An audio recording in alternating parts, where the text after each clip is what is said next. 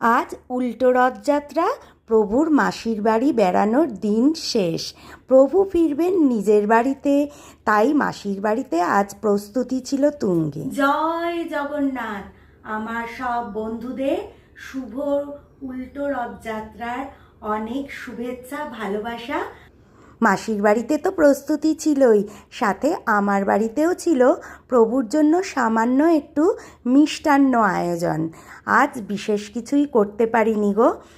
আজকে শুধু প্রভুর জন্য কিছু মিষ্টি মুখের আয়োজন করেছিলাম একটু নারকেল কুচি দিয়ে একটু নাড়ু। আমার কাছে না নিরামিষ নারকেল কুড়ানি নেই, তাই নারকেলগুলো কুচি কুচি করে কেটে নিয়ে তার মধ্যে একটু চিনি আর গুঁড়ো দুধ দিয়ে পাক দিয়ে বানিয়ে নিয়েছিলাম এই নাড়ুগুলো।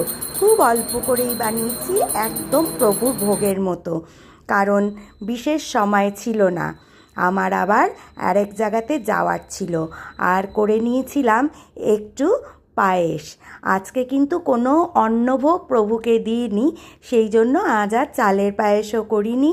প্রভুর জন্য করেছিলাম আজ সেমাইয়ের ক্ষীর পায়েস।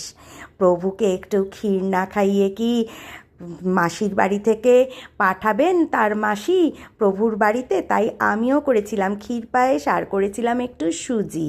সকালবেলায় প্রভুর জন্য ছিল তার প্রিয় কাঁঠাল ভোগ, আর মধ্যাহ্নভোগে ছিল এই মিষ্টান্ন আয়োজন। এখানে মালপোয়া আর জিলিপিটা ছিল কেনা। আর বিশেষ কিছুই হলো না, প্রভুকে ভক্তি দিয়ে আরাধনা করলাম।